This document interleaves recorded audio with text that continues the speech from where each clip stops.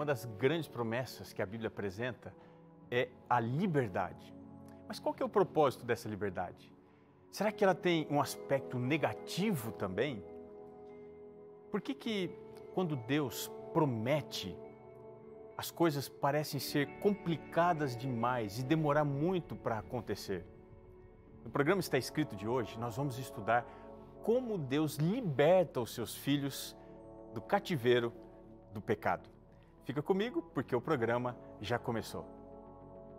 Eis que vem dias, diz o Senhor Jeová, em que enviarei fome sobre a terra, não fome de pão, nem sede de água, mas de ouvir a palavra do Senhor.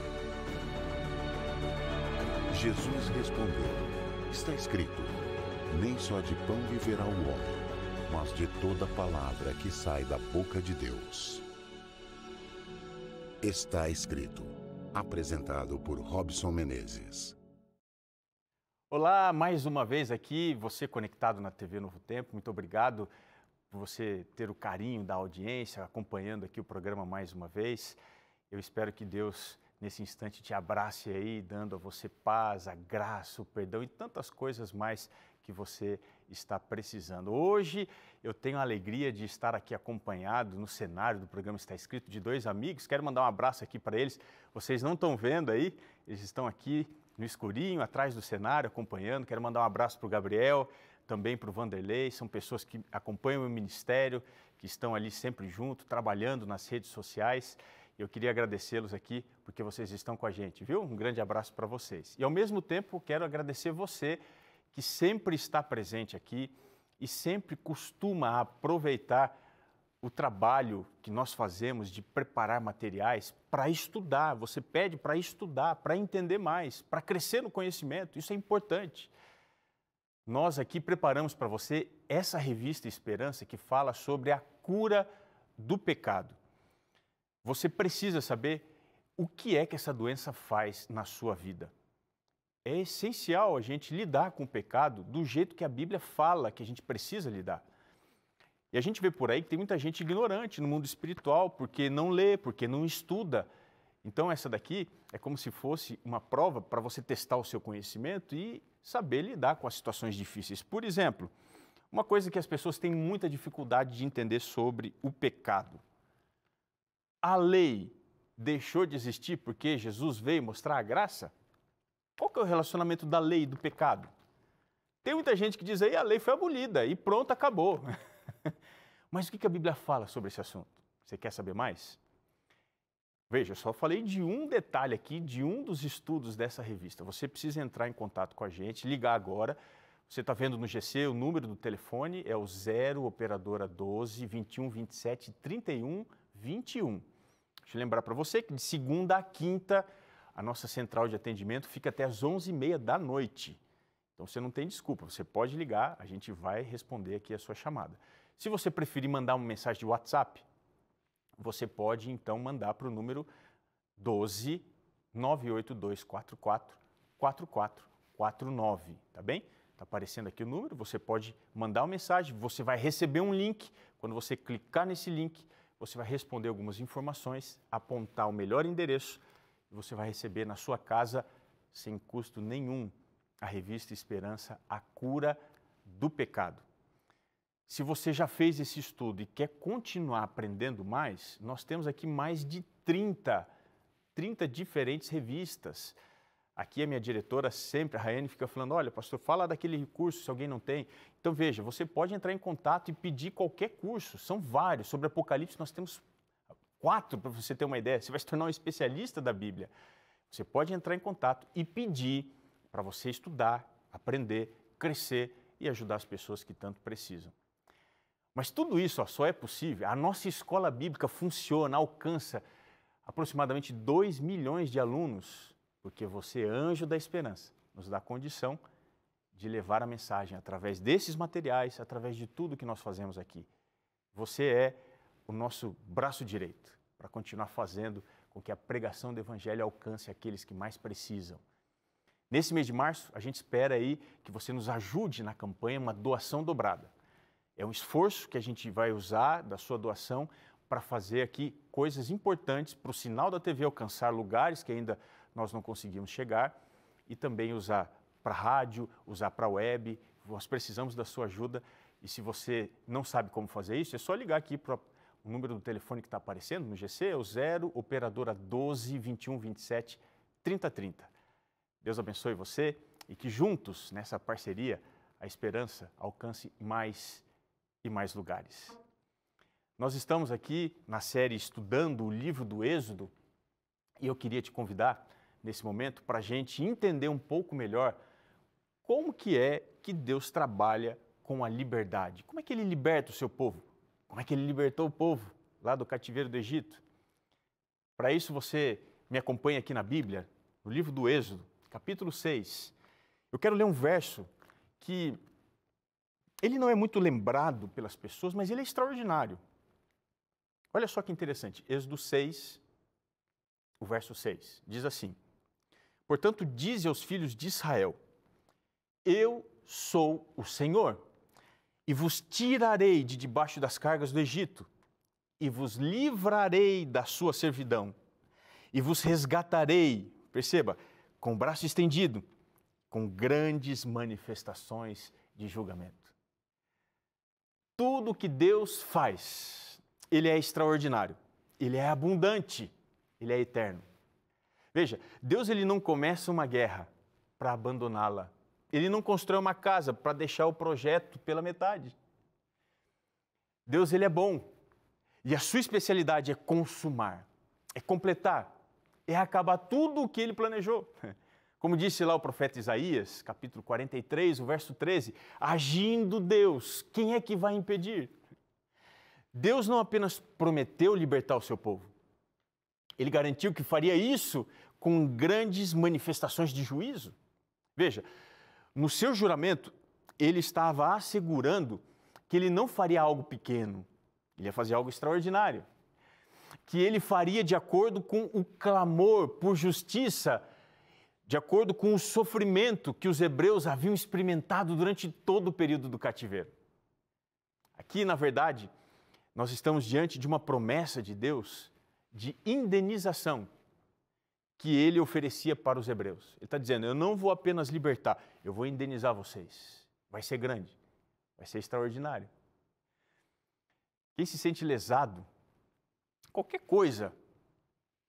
coisa dessa vida, por causa do reino de Deus, o Senhor nos assegura que Ele vai retribuir a todos com graça abundante.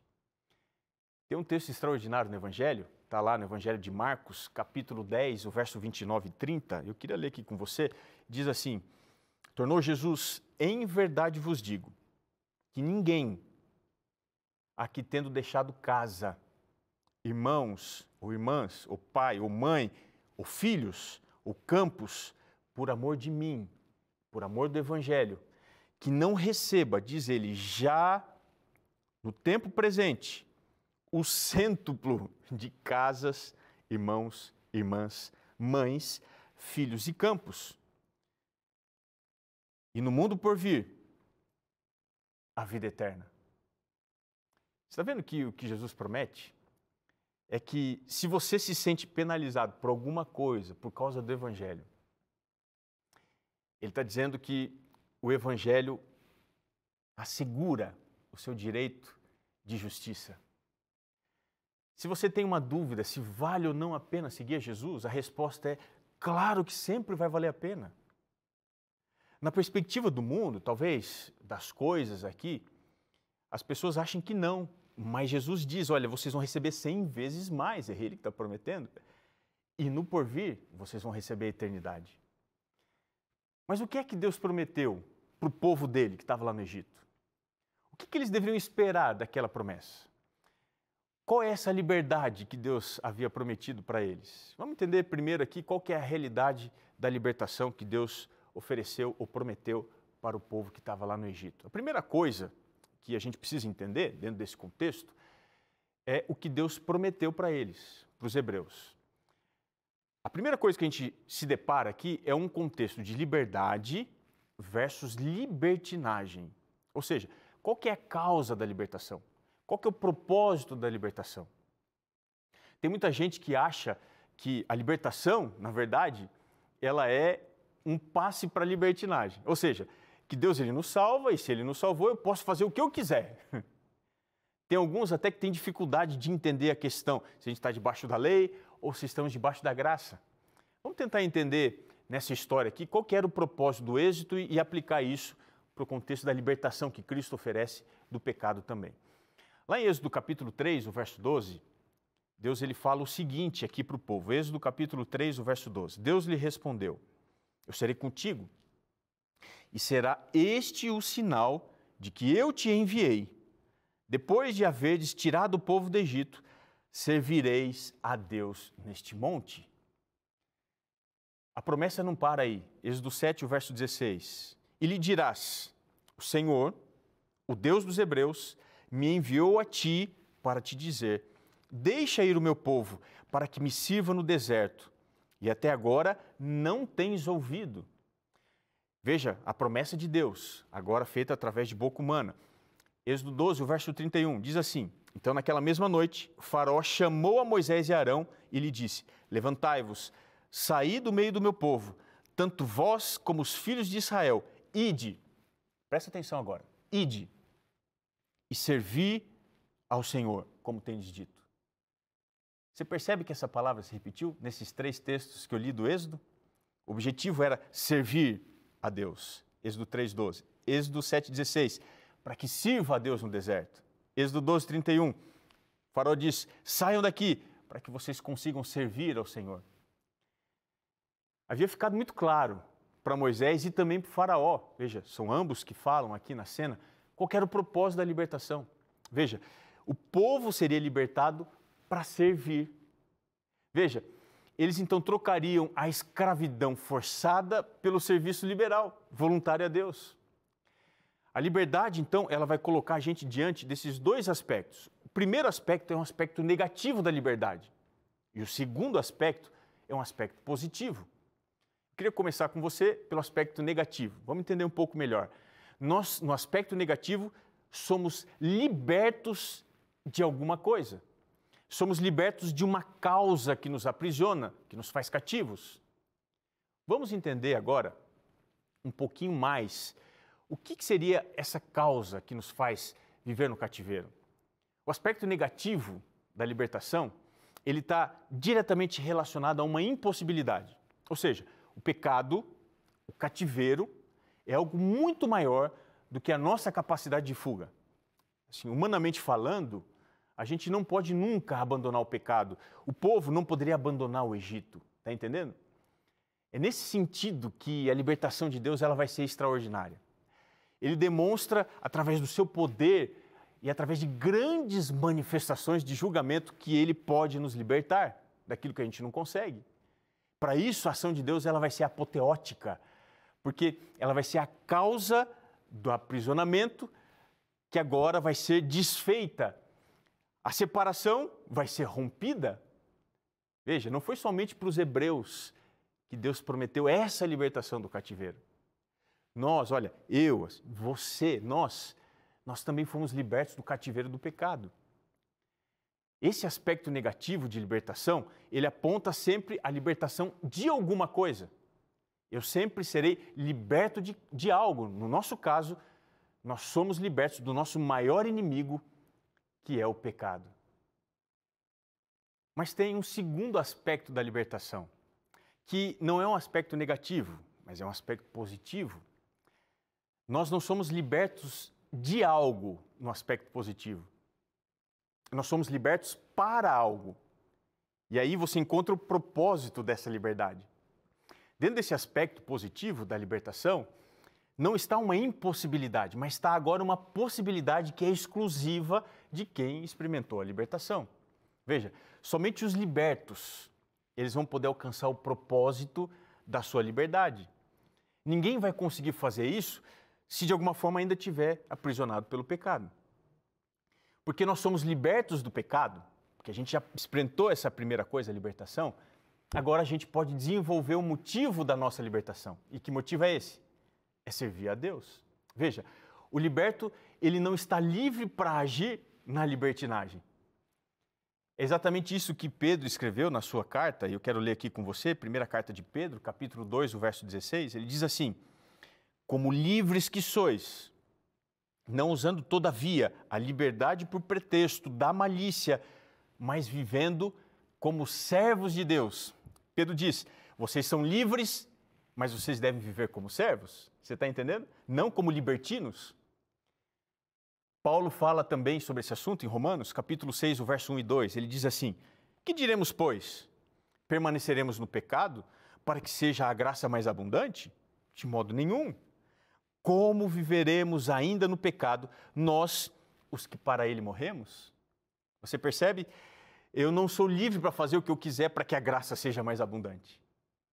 Ah, eu não estou debaixo da lei, então eu vou viver de qualquer forma de desgraça. Não. Romanos 6,14, ele torna mais claro isso. Olha o que ele fala. Porque o pecado não terá domínio sobre vós, pois não estáis debaixo da lei, sim da graça. Alguns dizem, está vendo aí, pastor? Nós estamos debaixo da graça, não da lei, então a gente pode fazer o que a gente quiser. Leia o verso seguinte, o 15. Olha o que Paulo diz. E daí? Havemos de pecar porque não estamos debaixo da lei, sim da graça? E ele responde, de modo nenhum. Está aí a resposta. Veja, a pesada servidão que o povo enfrentou lá no Egito, ela foi quebrada por Deus. E isso dentro dos dois aspectos. Eles foram libertos do pecado, esse é o aspecto negativo, mas eles também foram libertos para o serviço, que é o aspecto positivo. Todos nós somos libertos do pecado para servir a Deus, de todo o nosso coração. Os filhos de Israel, eles também viveram essa tensão entre dois tipos de serviço. Se você for comigo aqui ao livro do Êxodo, capítulo 12, o verso 31, olha só o que você encontra. O faraó chamou a Moisés e Arão e lhes disse, levantai-vos, saí do meio do meu povo, tanto vós como os filhos de Israel, ide, servi ao Senhor, como tendes dito. E aí no capítulo 14, o verso 12, olha só o contraste. O faraó reconhece, pede para que eles saiam do Egito para servir a Deus. Mas lá no capítulo 14, o verso 12, alguns momentos depois, alguns dias depois do Êxodo, olha o que o povo diz para Moisés. Não é isso que nós te dissemos no Egito? Deixa-nos para que sirvamos os egípcios, pois melhor nos fora servir aos egípcios do que morrermos no deserto. Depois de eles terem sido libertados do cativeiro, lá no meio da primeira dificuldade, na travessia do Mar Vermelho, eles estavam dizendo, a gente preferia ter ficado no Egito para servir o pecado. Veja, essa tensão que eles viveram é a mesma que nós estamos expostos hoje. Se a gente vai servir a Deus ou se a gente vai servir ao pecado. O objetivo do Êxodo, essa realidade da libertação que Deus apresentou ali, ela é a ação de Deus para dar para nós, seres humanos, a condição para o serviço. Nós somos libertos para quê? Para servir a Deus. Um escritor bastante conhecido em inglês, Charles Kingsley, ele disse o seguinte, há dois tipos de liberdade. A falsa, no qual o homem é livre para fazer o que ele bem entende, e a liberdade verdadeira, no qual o homem é livre para fazer aquilo que ele deve. Aí está a diferença. Para os rebeldes da causa de Deus, né? Para aqueles que estão de punhos levantados, de mãos para cima, aqueles que são indiferentes ao trabalho de Deus, deixa eu te dizer uma coisa, não sobra muita coisa. Ou a gente serve a Deus como criaturas livres, ou servimos ao faraó como escravos cativos. Sabe que tem muitas distorções do evangelho, estão entregando falsas esperanças, falsas promessas por aí hoje. É o chamado o cristianismo all-inclusive. O cristianismo é esse, o pode tudo. Pode tudo que no final vai dar certo. Todo mundo vai ser salvo. Não importa se você roubou, matou, se você era uma pessoa licenciosa, ou seja, se você cometia todo tipo de pecado. Não, Jesus morreu por você, vai dar certo. Ele não vai deixar nunca que você se perca. Deixa eu te dizer uma coisa. A graça de Cristo, ela nunca foi e não será um passaporte para você voltar para o cativeiro do pecado. Você está entendendo? Agora, para ficar um pouco mais claro a ideia da libertação, eu queria mostrar para você a rota que Deus usa para a libertação. A segunda coisa que a gente precisa entender sobre a libertação é por onde Deus levou o povo. Qual foi a rota de fuga? Capítulo 13, dá uma olhadinha aí comigo. Olha o que diz o verso 17. Esse verso é bastante interessante. Tendo Faraó deixado ir o povo, Deus não o levou pelo caminho da terra dos filisteus, posto que mais perto, pois disse: para que porventura o povo não se arrependa, vendo a guerra, e torne ao Egito?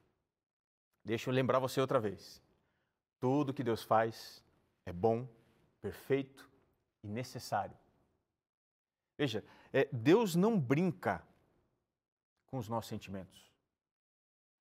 Ele não faz a gente passar por provações, por dificuldades que sejam desnecessárias.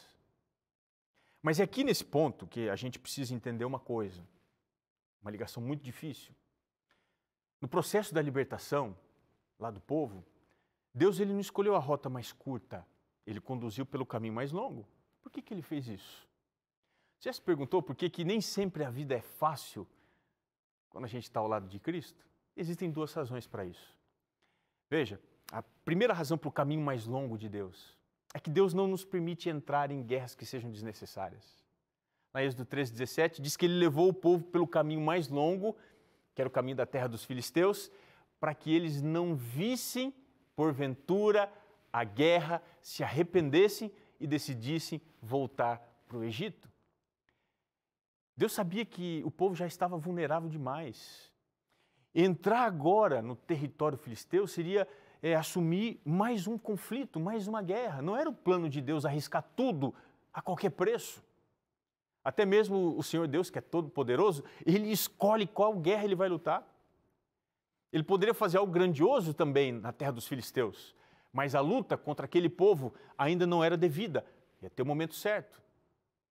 Sabe que tem muita gente que se converte e acha que agora, que passou pelo processo da liberdade, ele agora entrou numa guerra contra tudo e contra todos. Ele sai denunciando tudo, metendo o pé em todas as coisas, e ele não tem sabedoria, às vezes, em retroceder.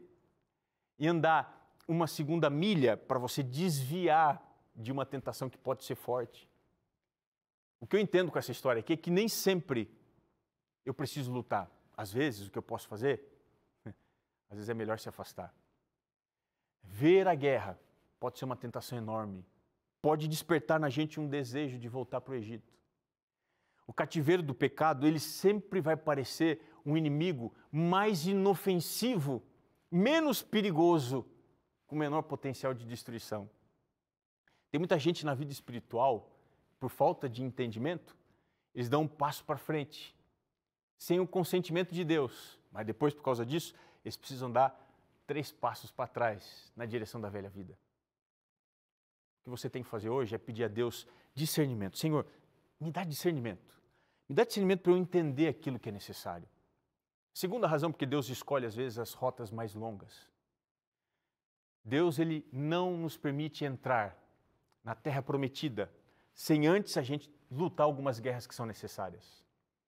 No Êxodo 14, o verso 1 e 2, diz assim: disse o Senhor a Moisés: fala aos filhos de Israel que retrocedam, se acampem defronte de Pi-Hairote, entre Migdol e o mar, diante de Baal-Zefon, em frente deles vos acampareis junto ao mar.